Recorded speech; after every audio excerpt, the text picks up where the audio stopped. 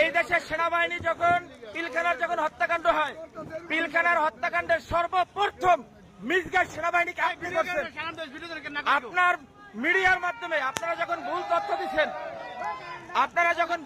দিচ্ছেন, আপনাদের মাধ্যমে সর্বপ্রথম সেনাবাহিনী মিসগাইড হয়েছে।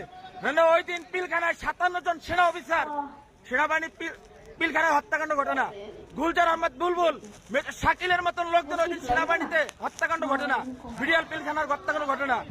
এই হত্যাকাণ্ড যখন হয়, সর্বপ্রথম মিডিয়ার মধ্যে সর্বপ্রথম আপনি মিসগাইড করছেন।